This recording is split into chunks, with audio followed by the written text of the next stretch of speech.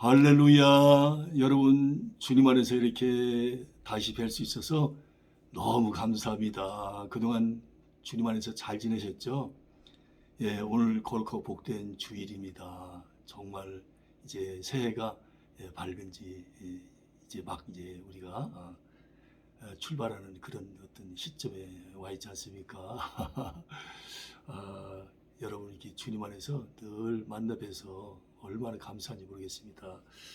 자, 그러면 이제 바로 진도를 나가도록 하겠습니다. 오늘은 역대상 8장입니다. 예. 그럼 1절 말씀 한 절만 이렇게 봉독하겠습니다. 베냐민은 맏아들 벨라와 둘째 아스벨과 셋째 아이라와 넷째 노하와 다섯째 라바를 낳았다. 예. 혹시라도 제가 그 성경 읽을 때 조금 그 잘못 읽을 때가 혹 있을 수 있어요. 제가 이제 시력이 안 좋다 보니까 그래서 제가 이렇게 돋보기까지 글자가 작은 것은 이렇게 가지고 볼 때가 있지 않습니까? 그래서 그런 부분들을 여러분들이 좀 이렇게 감안하셔서 이렇게 시청해 주시면 너무 감사하겠습니다.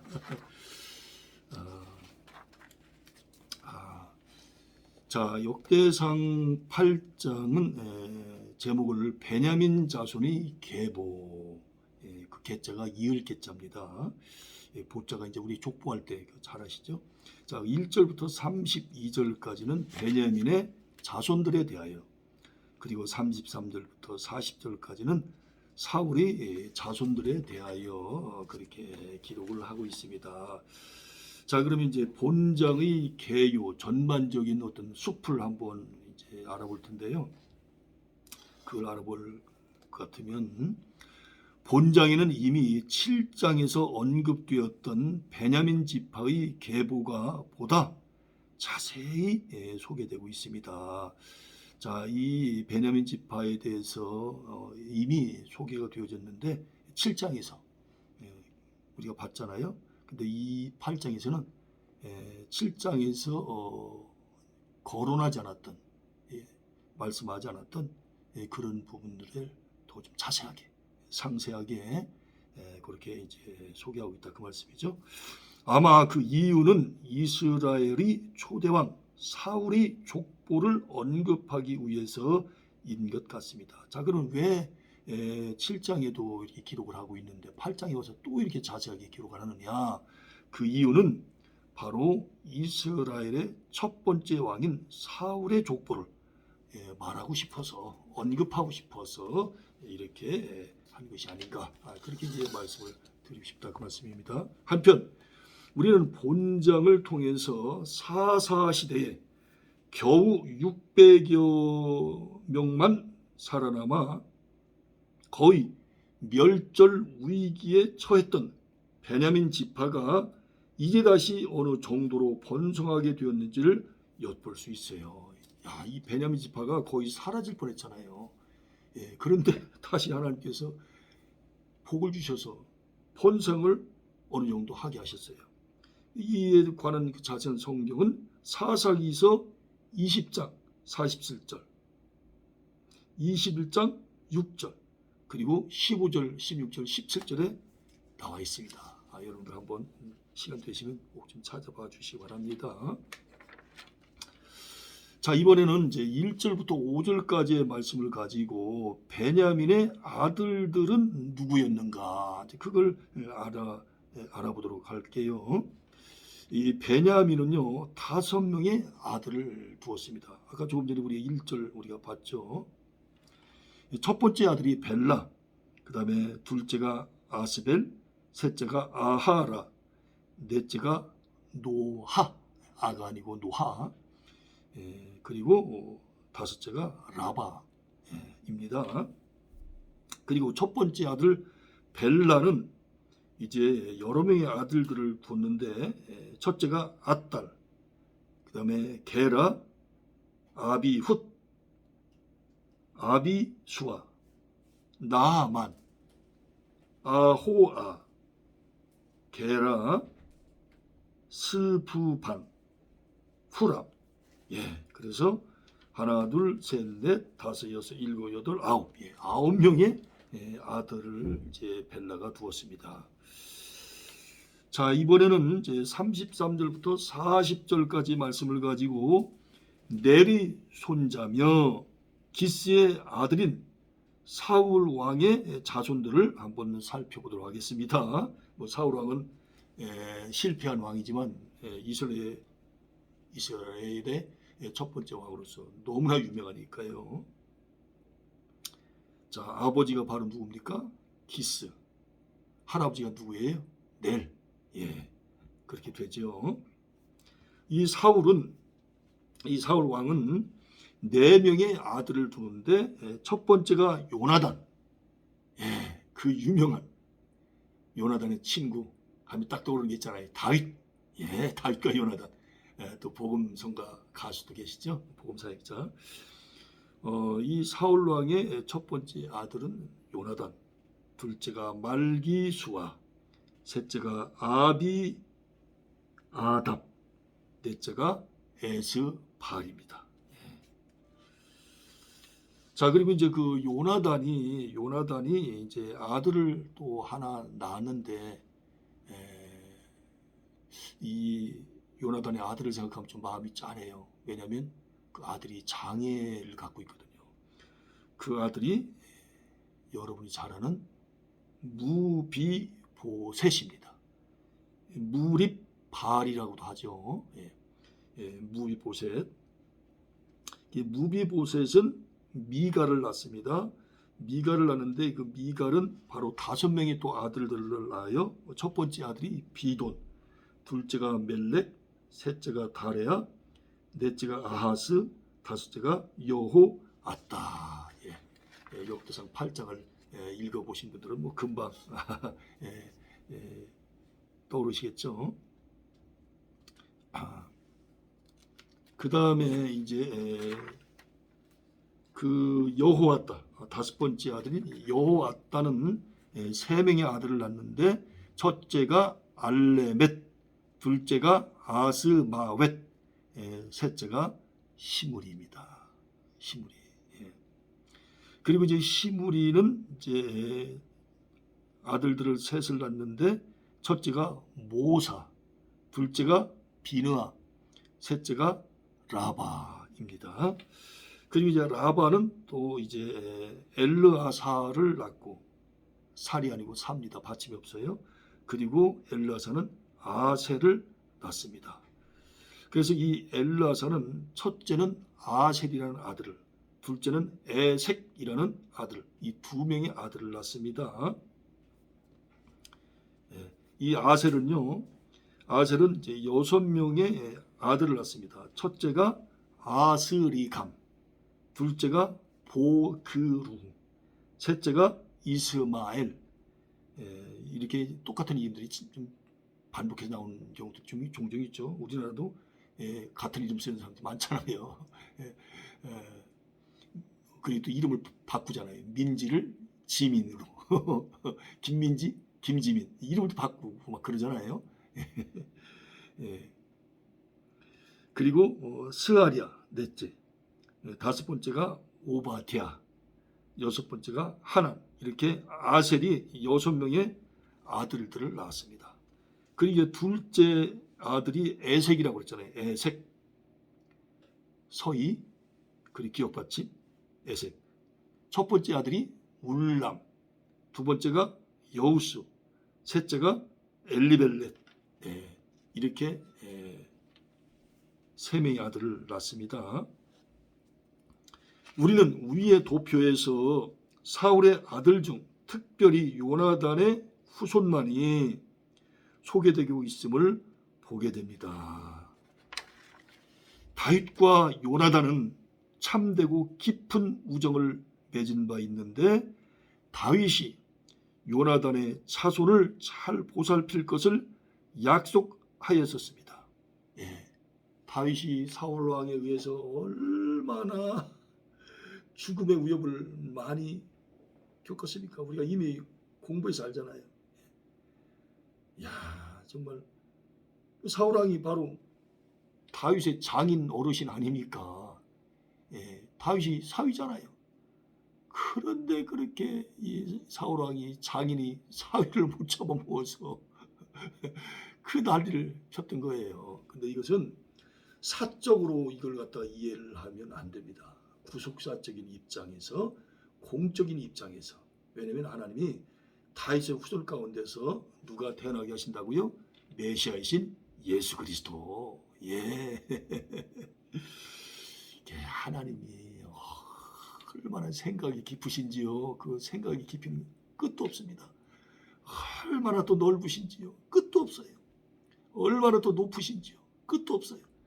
우리가 그 하나님의 마음을 얼마나 알 수 있을까요? 알아봐야 조금밖에 아는 게 없어요. 예, 태평양 바닷가에 물 한 방울만큼이나 알고 있을까요? 예, 우리가 뭐 그동안 뭐 신학 공부를 아무리 많이 하고 박사가 뭐 수백 개가 되고 뭐 그런 일도 없겠지만, 예, 세계에서 머리가 가장 좋은 천재를 할지라도요, 또 세계에서 가장 좋은 믿음 신앙이 가장 좋은 사람이라 할지라도, 영성이 가장 세계에서 뛰어난 사람이라 할지라도, 예, 좌우전 세계에서 긴단한다고 하는 사람이 할지라도 아버지에 대해서 아는 것이 태평양 바닷가에 물 한 방울만큼도 모르는 거예요. 예, 그러니까 우리가 겸손해야 되는 거예요. 뭐 우리가 알아봐야 얼마나 알겠습니까? 물론 각자 이제 객관적으로 비교해보면 더 많이 아는 사람이 있을 수가 있고, 조금 덜 아는 사람이 있을 수가 있고, 그리고 아는 만큼 더 철저히 순종한 사람이 있을 수가 있고, 덜 순종한 사람이 있을 수가 있고, 여러 가지로 우리가 이제 이야기할 수 있겠지만, 정말 우리는 늘 겸손해야 돼요. 늘 겸손해야 돼요. 진짜 아는 것이 뭐라고요? 모르는 것을 아는 것이 아니라, 내가 모르는 것이 내가 아는 것보다 훨씬 많다. 이걸 아는 것이 아는 것이라고 말하고 있지 않습니까?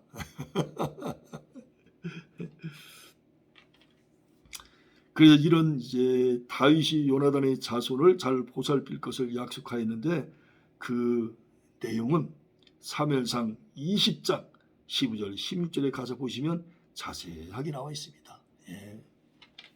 따라서 다윗은 이렇게 이제 힘들고 어려울 때 요나단이 아버지와 달리 다윗을 얼마나 도와줬습니까? 그러니까 그 절박한 상황에서, 생명이 위협을 받는 상황에서 나를 도와준 그 사람, 그 요나단, 다윗은 절대 잊을 수 없죠. 그 잊으면 또 사람이 아니지. 예. 그 은혜를, 그 사랑을 어떻게 잊을 수 있겠어요? 근데 여기서 다윗이 그렇게 어려울 때 요나단이 도와줬는데, 그 요나단은 곧 누구를 얘기하는 겁니까? 바로 예수 그리스도를 얘기하는 거예요. 요나단을 얘기하려고 하는 것이 아니고. 저와 여러분들도 인생을 살다 보면 얼마나 많은 위기를 만납니까? 그때마다 누가 우리의 손을 잡아주시고 우리를 보호해 주시고 우리를 지켜주세요. 바로 예수님 아니십니까? 예수님. 성경은 다 예수님 얘기예요. 참 다윗 입장에서 볼 때는 너무나 고마운 친구죠, 요나단이. 따라서 다윗은 왕이 된 후에 이제 우리나라의 대통령도 보통 존재가 아니잖아요. 예. 대한민국에서 가장 좋은 자리, 그 자리를 갖다가 임명할 수 있는 권한이 대통령에게 있어요. 뭐 장관이 됐든 뭐, 예. 임명하는 게 굉장히 많잖아요.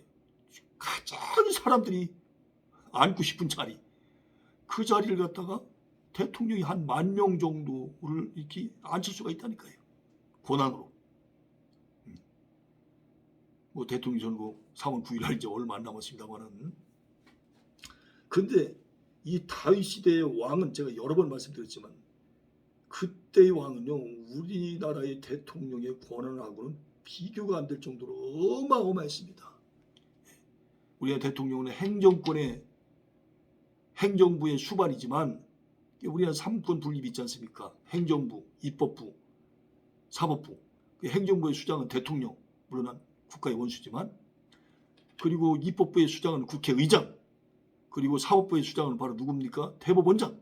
그 3부 요인이라고 그러잖아요.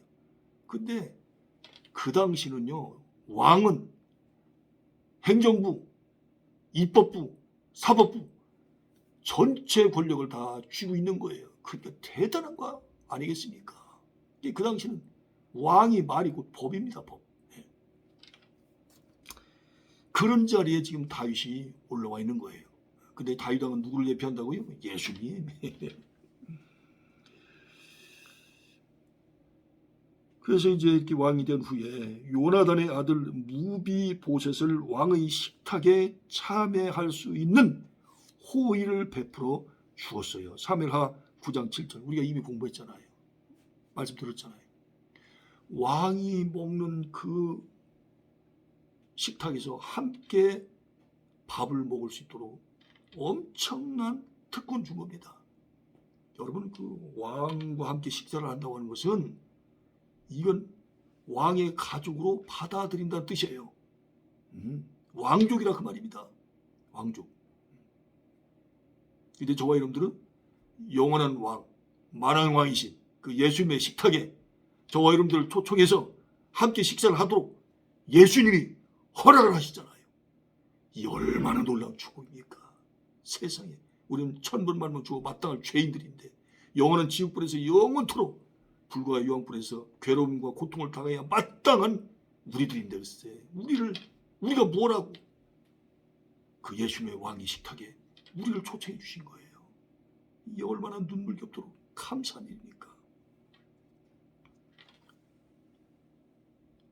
이제 대통령 선거가 이제 얼마 남지 않았기 때문에 특별히 제가 이제 유튜브를 이렇게 하고 있잖아요. 그러다 보니까 이제 정치에 관한 어떤 전문가들이 박사님들, 교수님들이 하는 그런 유튜브 방송 아주 이쪽에도 치우치지 않고 저쪽에도 치우치지 않고 상당히 그 중립적인 입장에서 어떤 게 진리고 어떤 게 진리가 아닌가, 어떤 게 정의고 어떤 게 불의인가 그렇게 좀 중립적인 입장에서 이제 방송하는 그런 유튜브를 제가 좀 자주 보거든요.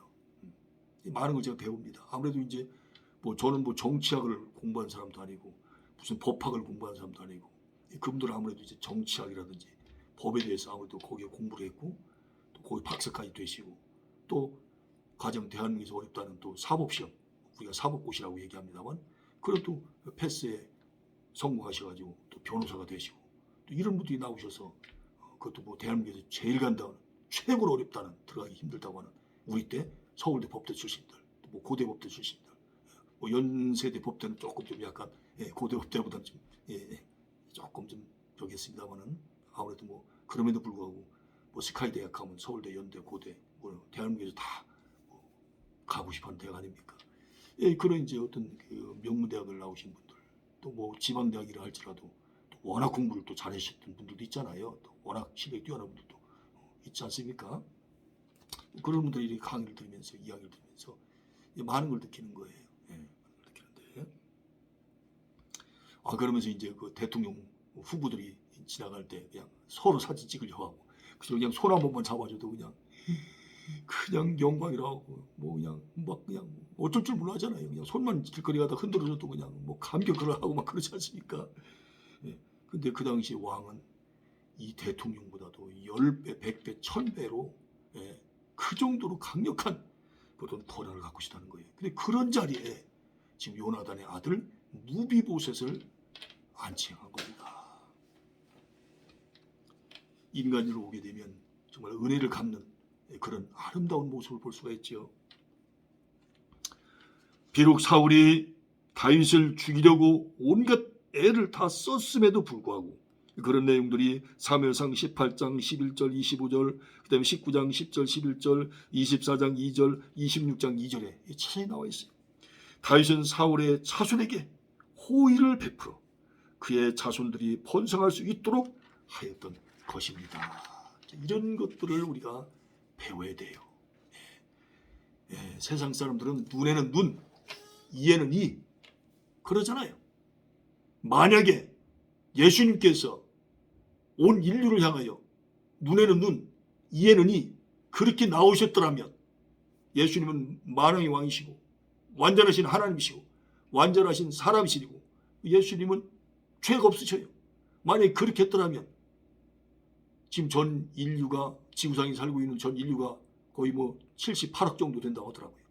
그리고 아담으로부터 지금까지 태어났다가 죽은 사람이 1000억이 넘는다고 합니다. 그렇게 예수님께서 이에는 이, 눈은 눈, 그런 어떤 태도를 취하셨다면 다 죽임을 당해야 돼요. 다 지옥 가야 돼요. 여러분. 그렇지 않습니까? 모든 사람이 죄를 범하였음에 하나님의 영광에 이르지 못하더니 의인은 없나니 하나도 없다. 모두가 다 원죄와 자범죄를 가지고 살아가고 있지 않습니까? 그래서 하나님이 나도 눈에는 눈으로 돼야 되겠다. 이에는 이로 돼야 되겠다. 한 명도 살아남지 않고 싹 죽임을 당해야 되고 모두가 다 불과 연불이 펄펄 끓는 지옥불로 던져져야 된다니까요. 근데 예수님 그렇게 하셨습니까? 아니에요. 우리를 살리기 위해서 예수님 자신이 죽으셨잖아요. 근데 세상 사람들은 어떻게 해요? 권력을 잡기 위해서 다른 사람을 죽이고 자기 혼자 살려고 하고 있지 않습니까? 이게 바로 사탄의 앞잡이고 악령에게 시움을 당한 거고 마귀의 앞잡이에요. 예수님의 영성을 가진 사람이 아니에요. 교회 와서 앉아있다고 해서 예수님을 만난 사람이라고 착각하면 큰 코 다칩니다. 얼마든지 속일 수가 있는 거예요. 자신의 이득을 챙기기 위해서, 욕심을 채우기 위해서, 권력의 다리를 앉기 위해서. 이걸 우리가 잘 봐야 됩니다. 그래서 여러분들 3월 9일날 대통령 선거가 있지만 누가 진짜 자신의 몸을 정말 갈기갈기 찢어서 나라와 민족을 위해서, 국민을 위해서, 국가를 위해서 내 한 몸을 던질 수 있을 것인가? 아니면 자신의 욕망을 채우기 위해서 백성들을, 국민들을 짓밟고 다 뺏어가고 다 죽여버리고 할 것인가? 그것만 보시면 돼요. 예수님은 다 주셨지 않습니까? 모든 걸 주셨어요. 마지막에 자기의 생명까지도 우리에게 주시고 가신 거예요. 딱 보면 벌써 금방 구분이 되고 분별이 되잖아요. 나를, 백성을 이용해 먹을 것인가? 자기 권력을 갖기 위해서. 아니면 국민들을 위하여, 백성들을 위하여 자신의 목숨을 버릴 것인가? 요거 하나만 딱 보면 돼요. 그럼 결론 딱 나와. 뭐 다른 거 생각할 필요 없어요. 예수님 편에 섰느냐? 사탄의 편에 섰느냐? 예수님 편에 선 분은, 예수님은, 또 예수님 편에 선 사람은 자기를 따르는 사람들, 또 국민을 위하여, 백성을 위해서 자기 목숨을 버려요. 그러나 사탄의 편에 선 사람은 자신의 욕심을 채우기 위해서, 권력을 잡기 위해서, 대통령이 되기 위해서 주위 사람들 다 죽입니다. 그리고 백성들을 다 짓밟고 무시하고 다 뺏어가요. 어디 제 말씀이 틀린 것 같습니까? 제가 조금 제가 좀 이렇게 세게 얘기할 때 좀 세게 얘기합니다. 예, 개척교회, 교회 개척해서 하나도 없는 자리에서 지하실에서 30년 동안 쌓아온 내공입니다. 내공. 허벌판 같은 그런 곳에서 서울의 교회가 8,000개가 넘어요. 대한민국에서 정말 긴단한다고 하는 목사님들이 다 모여있는 데가 서울이에요. 거기서 30년 가까이 목회한 사람으로서의 어떤 영성입니다. 이 영성. 무서운 게 없는 거예요. 겁나는 게 없어요. 예수님을 위해서 어차피 이 한 몸을 갖다가 순교의 제물로 바치겠다고 그렇게 마음먹은 사람이기 때문에 무서운 게 없는 거예요. 그러니까 할 소리, 내가 하고 싶은 얘기 다 하는 거예요. 예. 뭐 대통령이라고 뭐 거기에 돼가지고 뭐 대통령이 뭐 굽신거릴 줄 압니까? 예.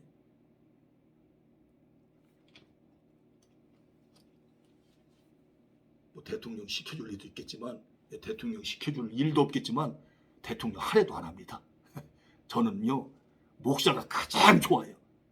신학대학원에서 박사원에서 교수로 사역하는 게 저는 가장 행복합니다. 예, 저는 다른 거 원치 않아요. 조금 제가 좀 언성을 높였습니다. 이제 바른 지도자를 뽑아야 되겠다, 그런 마음도 좀 들어서 특별히 다윗 왕이라고 하는 훌륭한 왕 얘기가 좀 나와서 이렇게 또 정치적인 면을 또 잠깐 또 말씀을 드렸습니다. 영적으로 우리가 또 제가 아까도 말씀 올렸지 않습니까? 자, 이번 한 주간도 예수님 안에서 승리하시고요. 이제 뭐 1월달 지나면 추위는 사실상 다 지나가는 겁니다. 그리고 동지가 지나갔기 때문에 이미 밤이 낮보다 짧아요. 낮의 길이가 점점 더 길어지고 있습니다. 예, 여러분 특별히 코로나 시대에 특별히 또 이렇게 추운 겨울을 맞이해서 여기 아산시가 여러분 온양온천이 유명하지 않습니까? 마음 같아서 좀 온천에 가서 마음으로 온천욕을 좀 하고 싶은데 코로나 때문에 갈 수가 없어요. 이런 아쉬움도 있네요. 자, 여러분 그러면 다시 뵐 때까지 건강하시고요. 안녕히 계시기 바랍니다. 좀 말이 좀 꼬였네. 예수님 안에서 사랑하고 축복한다. 오늘 조금 일찍 끝났어요. 그래서 이렇게 말씀드렸습니다. 여러분 감사합니다. 고맙습니다. 감사합니다.